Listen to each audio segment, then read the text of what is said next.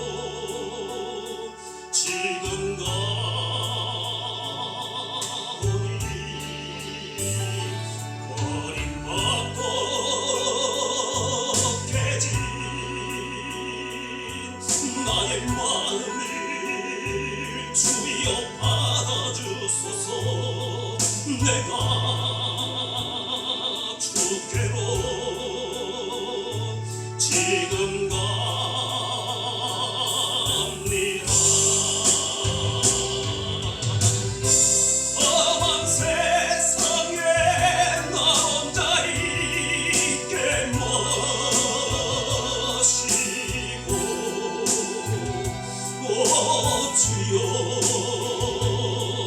나를 인도하소서.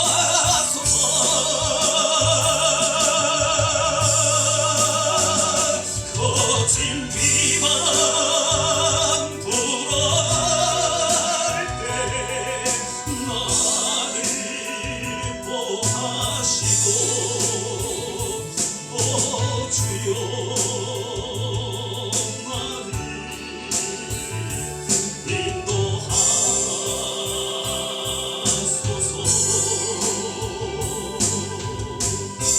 험한 세상에 나 혼자 있게 마시고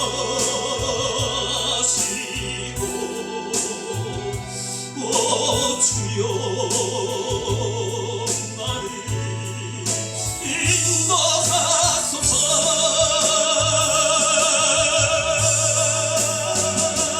거친 비만 불어올 때 나를 보호하시고 주여 나를 인도하소서.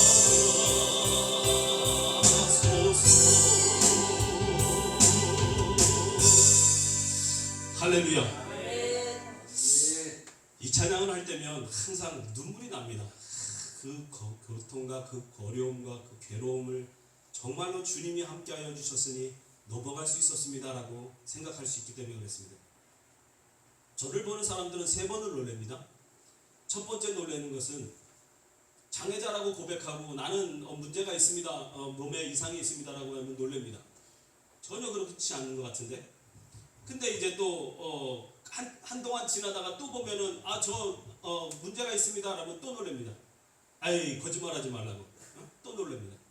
저 먼저 문제가 없는 것 같은데 문제가 자꾸 있다니까 또 놀란다는 것입니다. 아무튼 계속해서 그런 놀랍니다. 저도 놀랍니다. 제가 언제 그런 적이 있었는가? 언제 그렇게 힘든 적이 있었는가? 언제 그러면도 왜 정말로 이렇게 근심하며 걱정하며 염려하며 살아가는 건가? 또 놀랄 때가 참 많다는 것입니다. 서두에서 잠깐 얘기했지만 신앙인들은요 가장 입에서 제일 많이 하는 게 뭐냐면 하나님의 은혜입니다. 하나님의 은혜입니다. 그렇게 하나님의 은혜를 이야기하고 있는데 왜 염려와 근심 속에 살아가느냐? 그렇다고 제가 염려와 근심 속에 살지 않는다는 건 아닙니다. 저도 염려와 근심 속에 살고 있습니다. 그러면서도 우리는 하나님의 은혜를 얘기합니다. 조금 상반된 이야기죠.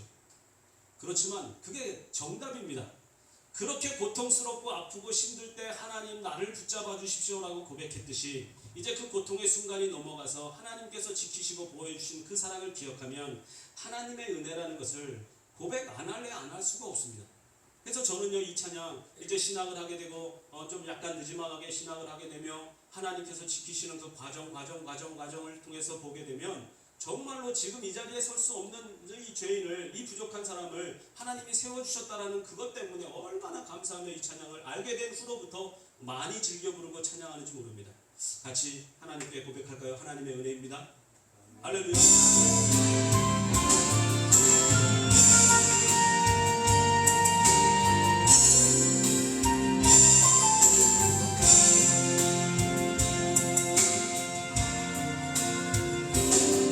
나를 지으시나 하나님,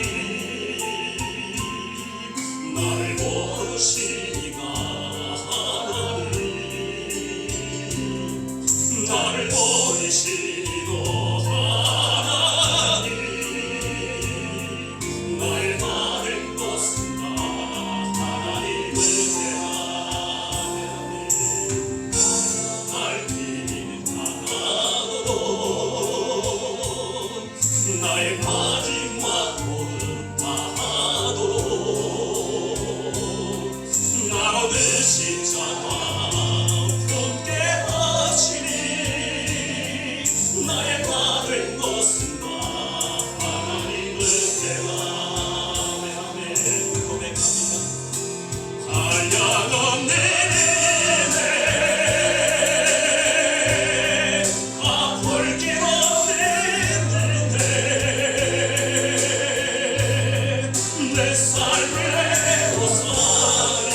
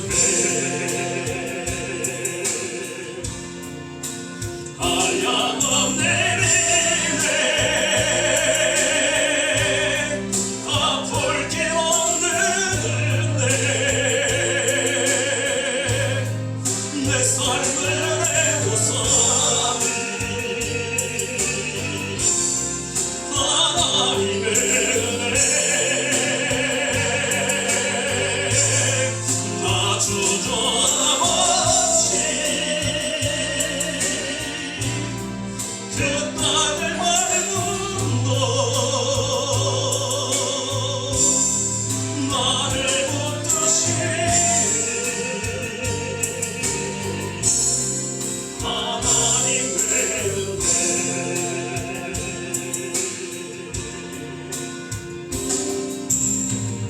아멘. 하나님의 은혜입니다.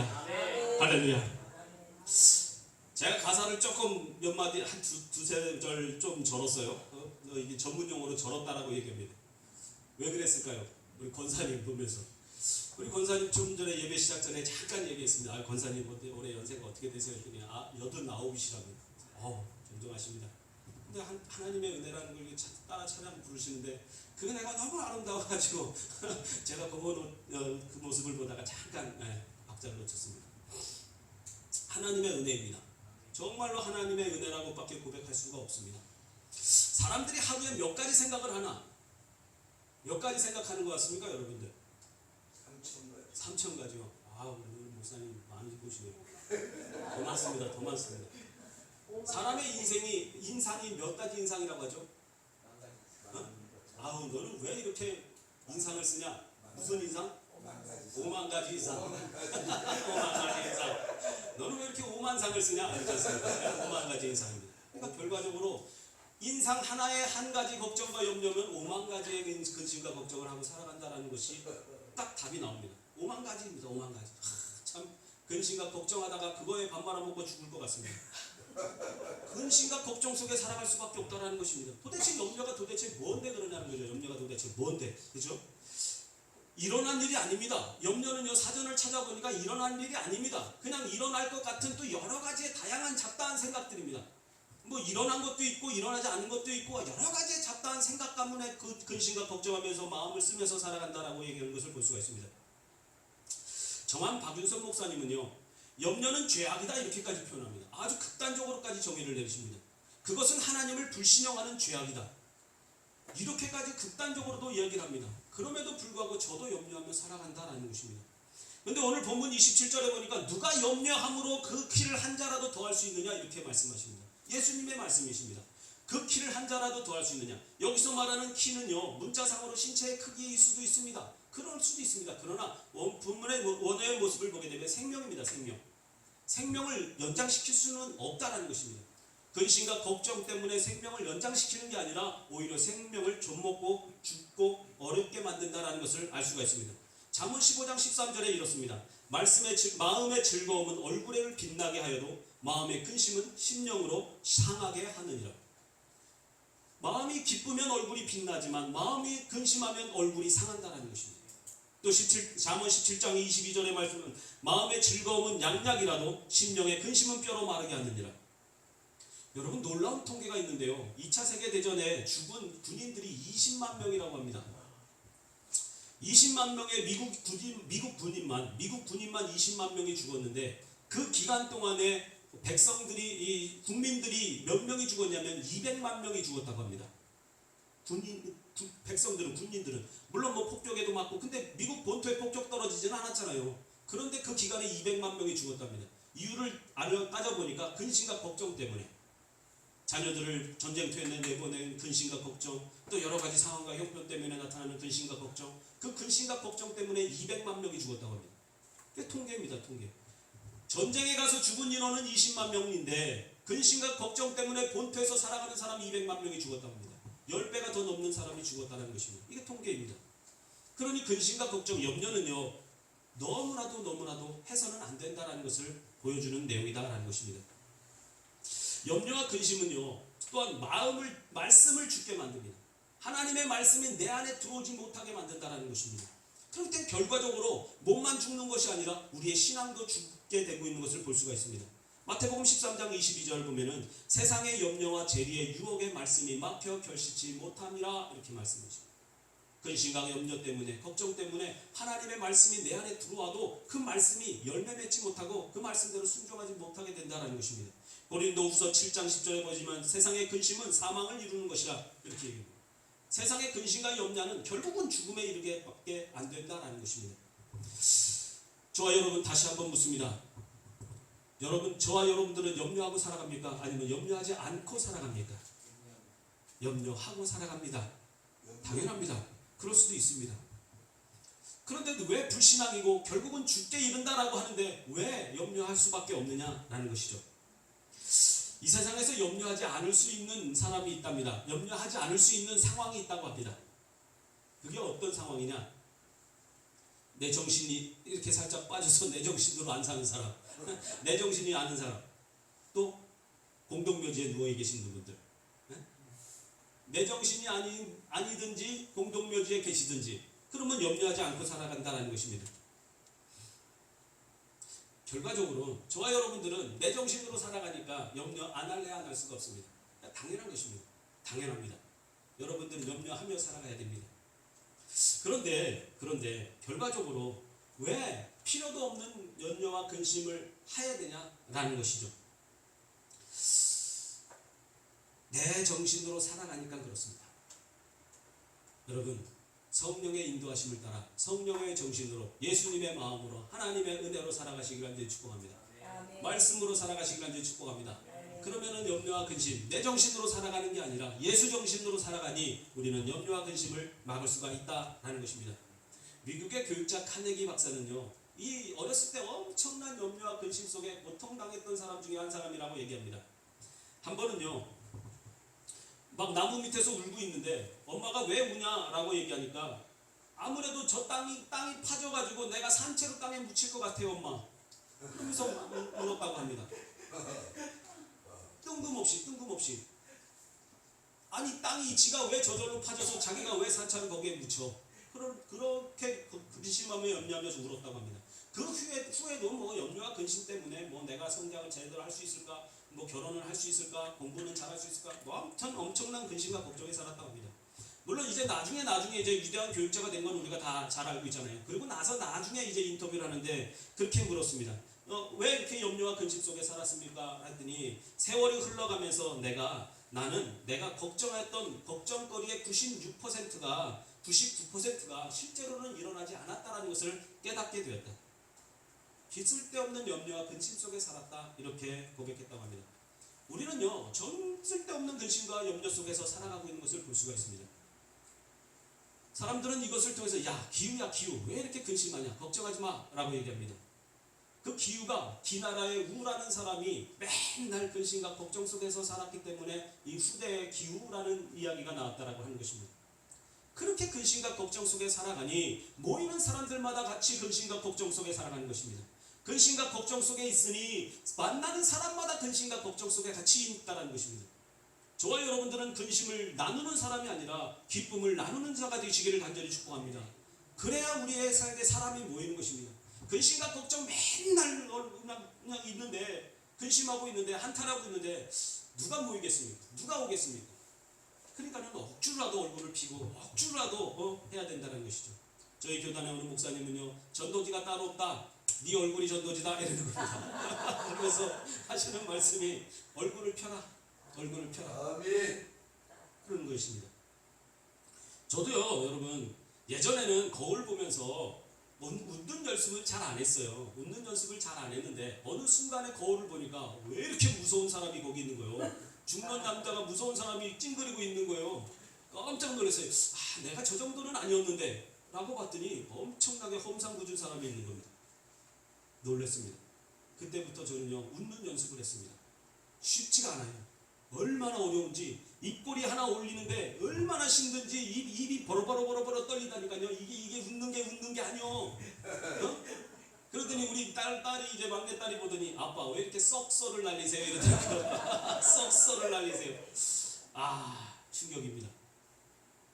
지금도요, 거울 보면서 웃는 연습을 싹 하지 않으면 되게 제 얼굴이 제 얼굴 같지가 않습니다. 그래서 요즘은요, 계속해서 웃는 연습을 잘합니다. 거울 보면서 웃는 연습, 거울 볼 때마다 웃는 연습. 안 보면 굳어져 있으니까 볼 때마다 웃는 연습. 그런데 제가 웃고 있구나 안 웃고 있구나를 알 수 있는 방법이 있습니다. 상대방이 나를 보고 찡그리고 있으면 나도 찡그리고 있는 겁니다. 상대방을 딱 봤는데 인상을 구겨. 그럼 내가 인상 쓰고 있구나. 웃어야지. 억지로 웃었는데 지나가는 사람이 쳐다보면서 왜 야려요? 전문 용어 아십니까? 야려요? 왜 쳐다보고 왜 찡그리냐는 거예요. 쳐다보면서 왜 이렇게 비웃냐는 거죠. 아닌데 나는 그게 아닌데. 나는 아닌데. 야, 그러니까 이게 보통 어려운 것이 아니다라는 것을 알 수 있습니다. 염려와 근심 속에 살면은요, 웃기가 어렵습니다. 염려와 근심 속에 살면은요, 내 모습을 표현하기가 쉽지가 않습니다. 그런데 내 생각으로, 내 뜻대로, 내 의지대로 살아가면 결국은 그렇게 될 수밖에 없습니다. 그러니까 우리는 하나님 앞에 맡길 수밖에 없는 것입니다. 주의 은혜를 덧입을 수밖에 없는 것입니다. 입으로 하나님의 은혜라고 고백했다면 우리는 하나님의 은혜대로 살아가려고 노력을 해야 된다는 것입니다.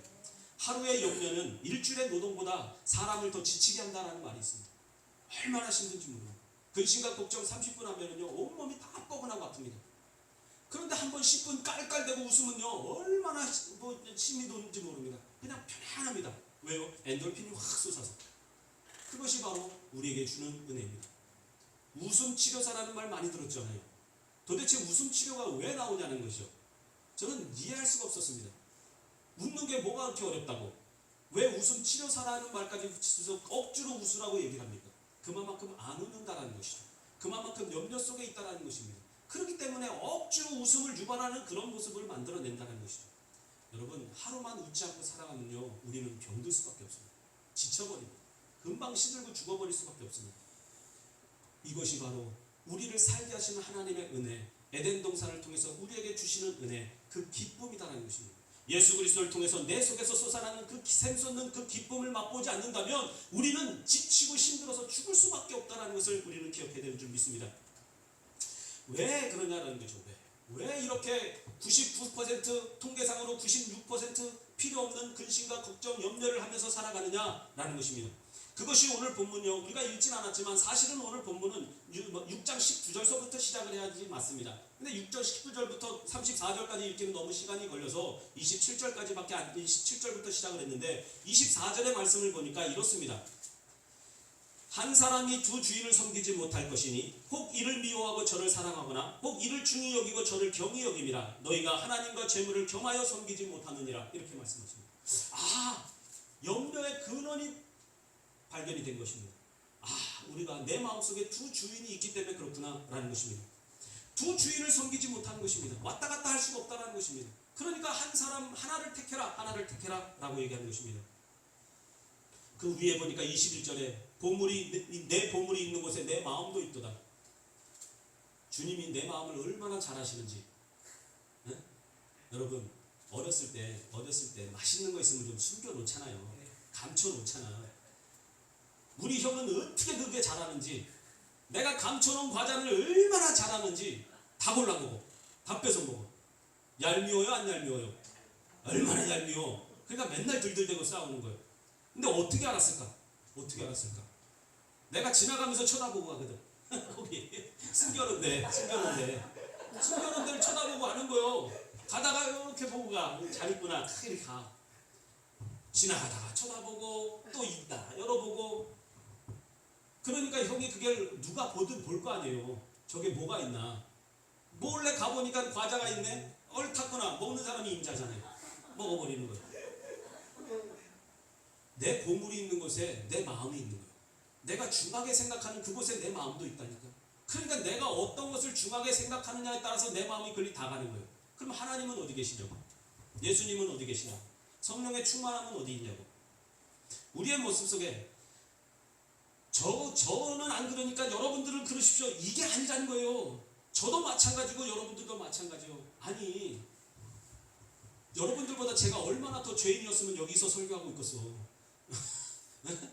여러분들보다 얼마나 죄인이면 하나님이 너 일로 와서 내 일을 해야겠다, 사역해야겠다 이러시겠냐고. 우리의 삶의 모습 속에서 보게 되면요, 근심과 염려는요 대부분의 많은 사람들이 같이 하고 있는데, 그 중에서 왜 염려와 근심이 있어도 행복하게 사는 사람이 있는가 하면은 염려와 근심이 별로 없음에도 불구하고 불행하게 사냐라는 거죠.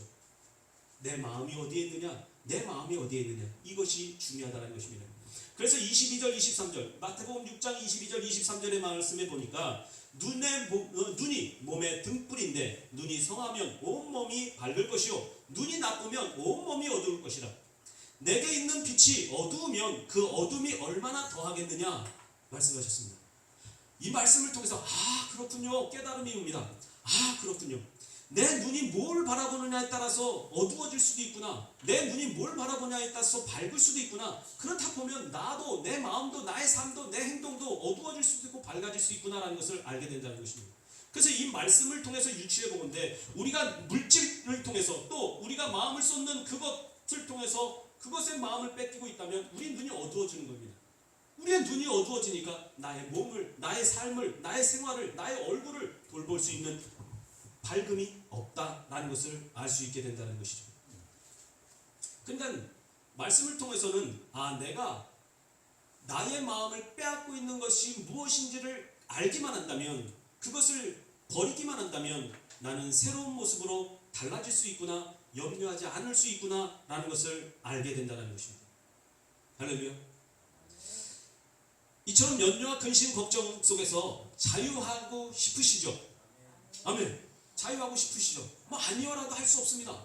하나님은요, 아니요 하더라도 그럼 넌 안 돼, 나도 너도 아니야 라고 안 하십니다. 기다려 주십니다. 그래? 그러면 다시 염려와 근심을 벗어놓을 수 있게끔 내가 옆에서 도와줄게, 기다려 줄게 라고 말씀하고 있다는 것이죠. 그래서 우리를 기다려 주시고 있다는 것입니다. 염려와 근심을 벗어놓고 주님, 주님과 동행하겠습니다 라고 고백할 때까지 주님은 성령님을 통해서 우리와 함께 우리의 임마누엘 되신다는 것을 우리는 기억해야 되는 것입니다. 그러니까 우리는 기쁨이 있습니다. 소망이 있습니다. 은혜가 있다는 것입니다. 갈빈 목사는요, 하나님 섭리의 손길을 알지도 믿지도 못하는 것이 인생의 최고의 불행이요, 하나님 섭리의 손길을 알고 믿는 것이 인생의 최고의 위로와 행복이다 라고 표현했습니다.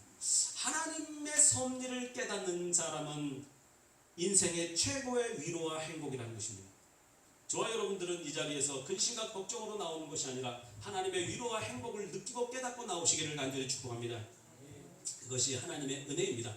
그래서 오늘 본문 33절의 말씀을 보게 되면 먼저 그 나라와 그 의를 구하라. 그리하면 이 모든 것들을 너희에게 더하시리라. 할렐루야. 답은 뻔합니다. 우리가 몰라서 못하는 게 아닙니다. 압니다. 아는데 안 되는 거죠. 아는데 안 되는 것입니다. 그런데 주님은 그래, 나도 안 되는 거 알아. 그러나 어떻게 노력해야지. 믿음으로 나아가야지. 네 생각으로 하지 말고 나의 생각으로 하라. 말씀으로 해라. 너의 삶으로 하지 말고 하나님의 말씀으로 하라 라고 얘기하는 것입니다. 그래서 먼저 그 나라와 그 일을 구하라. 하나님의 뜻을 구하라. 하나님을 의지하라. 하나님의 말씀을 묵상해라. 기도해라. 예배해라. 그러면 이 모든 것들을 너희에게 더해 주시겠다라는 것입니다. 요한복음 5장 17절의 말씀을 보게 되면 내 아버지께서 이제까지 일하시니 나도 일한다 라고 예수님이 말씀하십니다. 예수님이 일하시는 게 어떤 일을 하시겠습니까? 돈 버는 일을 하셨을까요? 무슨 일을 하셨을까요? 우리는 너무나 잘 알고 있습니다. 하나님의 일을 하셨습니다. 아버지의 일을 하셨습니다. 그래서 살리는 일을 하셨고 근심과 걱정에 눌린 자를 해방시키셨고 모든 것을 우리에게 풍요와 은혜로 채워주셨다는 것입니다. 그러니까 결과적으로 지금 우리도 예수님이 하시니 우리도 해야 된다는 것입니다. 예수님이 근심과 걱정을 벗고 하나님의 뜻대로 아버지의 뜻대로 하셨으니 우리도 우리의 근심과 걱정을 벗어버리고 예수님의 뜻대로 말씀대로 행해야 된다라는 것을 기억하시길 간절히 축복합니다. 빌립보서 4장 6절 7절의 말씀은요, 아무것도 염려하지 말고 다만 모든 일에 기도와 간구로 너희 구할 것을 감사함으로 하나님께 아뢰라. 그리하면 모든 지각에 뛰어난 하나님의 평강이 그리스도 예수 안에서 너희 마음과 생각을 지키시리라. 할렐루야.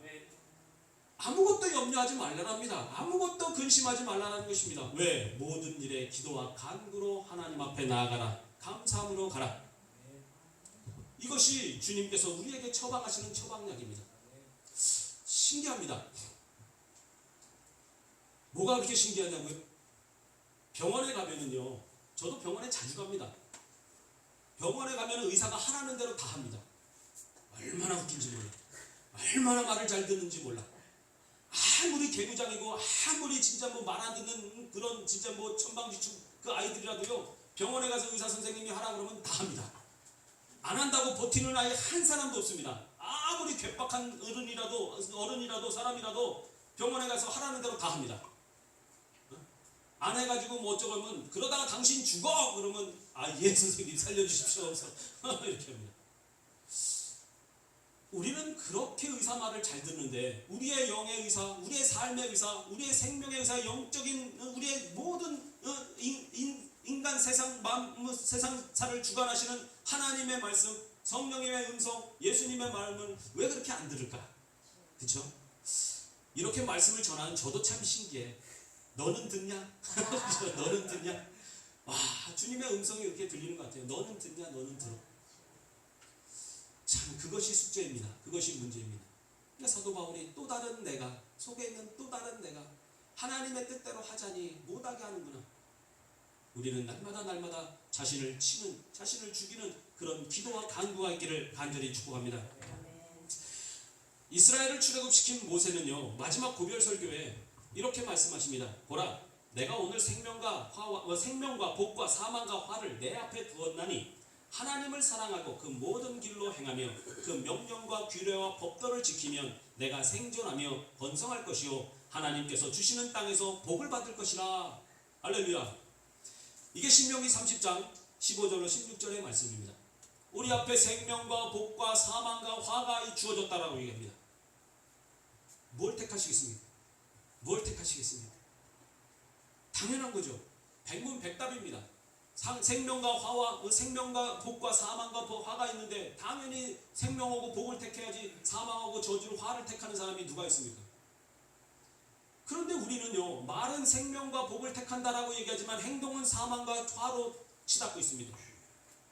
우리의 모습 속에서 나를 살리고 내 가정을 살리고 자녀를 살리고 내 사역지를 살리고 내 교회를 살리고 이 나라와 민족을 살리기 위해서는 우리는 기도와 간구로 생명과 복을 택해야 되는 줄 믿습니다.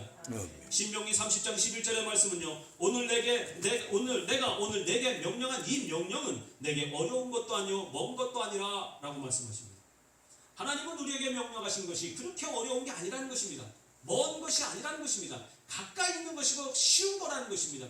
예수 그리스도께서 우리에게 지어주시는 멍에도 그렇게 무겁고 어려운 것이 아니라는 것입니다. 그걸 지면 참 쉼과 복이 있어, 참 평안이 있어 이럽니다. 멍에를 졌는데 어떻게 쉼이 있고 평안이 있습니까? 이건 잘못된 말입니다. 틀린 말입니다. 제가 멍에를 접어서 압니다. 어떻게 멍에를 접었냐고요? 어렸을 때, 젊었을 때, 이제 중고등학교 때 시골 내려가면은 그때만 해도 아직까지 이렇게 막 요즘 같이 이제 경운기라든가 트랙터라든가 이렇게 막 하는 게 아니라 그래도 소 달구지 가지고 이제 이렇게 밭 가는 데가 있었어요. 그때만 해도 이제 80년대 초반 막 이럴 때, 70년대 후반 이럴 때도 소 멍에 메고 쟁기 갈고 할 때가 있었어요. 그러니까 소가 아프대 그날따라 소가 아프대. 어떻게 해요? 야 네가 좀 접어라 그러더라고요. 아니 제가 그걸 어떻게 줘요? 그랬더니 그래도 이렇게 메고 그냥 끌고 가. 내가 이래야 그러면 끌고 가면 돼. 멍에를 맸어요. 얼마나 힘든지 몰라. 얼마나 무거운지 몰라. 이거 가는 게 아니요. 가다가 돌뿌리에 걸리면 자빠져요. 그냥 털커덕하고 자빠져. 근데 이리야 그럽니다. 이리야. 우리 이모부가. 와, 완전히 소됐잖아요. 제가 그때. 아니 진짜 소 달구는 것처럼 똑같이 달궈요. 이렇게 채찍 같은 걸로 이렇게 쳐요. 이렇게 채찍이 아니라 끈 이렇게 이게 멍에 매여 있는 끈이 있잖아요. 이거 이렇게 툭 치면 이게 휙 해가지고 채찍같이 내 옆구리를 탁 때려요. 나는 또 깜짝 놀라니까 일어나 가야 돼. 그렇게 됐다니까요. 그 멍에가 왜 쉽냐고요. 멍에가 뭐가 그렇게 아름답냐고요. 뭐가 그렇게 평안하냐고요. 그런데 예수님이 주시는 명언은, 예수님이 주시는 것은 쉼이라는 겁니다. 평안이라는 겁니다. 이건 너무나도 잘못된 얘기입니다. 그런데 알고 나니까, 깨닫고 나니까, 그 말씀의 진리를 알고 나니까 이게 참 평안입니다. 이게 참 은혜입니다. 정말로 하나님의 은혜입니다. 다시 고백할 수밖에 없다는 것입니다. 내가 매면 힘들어요. 내가 매면 죽겠어요. 내가 매면 미치겠어요. 그런데 주님께 맡기고 주님이 함께 같이 져주시면, 주님과 함께 동행하면 쉽다라고 얘기할 수 있습니다. 편하다. 은혜구나. 안 돼도 감사. 되면 더 감사. 아멘. 고통스러워도 감사. 회복되면 더 감사. 아멘. 이게 감사의 삶이라는 거구나. 범사의 감사라는 게 이래서 나오는 거구나. 다시 한번 깨닫게 된다라는 것입니다. 그러니까 여호수아도 이제 여호수아도 다시 이제 여호수아 24장 15절 하반절에 오직 나와 내 집은 여호와를 섬기겠노라 이렇게 선포하는 것입니다. 여호수아가 니들이 섬길 신들을 이제 구해봐. 어떤 신이든지 너희들이 섬길 신을 구해. 너희들이 이끌어갈 신들을 구해. 그러나 나는 우리 집은 오직 여호와만 섬길 거다. 이런 고백을 통해서 하나님이 인도하시는 그 발걸음을 우리는 성경을 통해서 알게 되고 깨닫게 되고 읽게 되지 않습니까? 저와 여러분들도 이 시간에 정말로 나는 우리 가정은 우리 자녀들은 우리 집은 이 나라와 민족은 오직 여호와만 섬기겠습니다 라고 고백하시기를 간절히 축복합니다. 그럴 때 주님께서 지금까지 예배를 되시고 임마누엘 되신 것처럼 앞으로도 영원히 저와 여러분에게 함께 계실 줄 믿습니다. 우리는요 이미 결단하고 이곳에 왔어요. 이미 결단하고 신앙생활을 하고 있잖아요. 이미 결단하고 하나님을 의지하고 믿음 생활을 하고 있잖아요. 그러면 이제는 내가 붙잡고 있는 것 이제는 내려놓으시길 바랍니다. 내가 붙잡고 있으면 하나님은 안 붙잡으세요. 내가 놔야 하나님이 붙잡아 주세요. 내가 포기하지 않으면 하나님은 기다리세요. 내가 포기하면 하나님이 붙잡으세요. 내가 끌고 가면 하나님은 그냥 옆에서 동행하세요. 그럼 내가 끄는 걸 포기하면 하나님이 대신 끌어주세요. 여러분 저는요 그런 경험을 많이 해봤어요.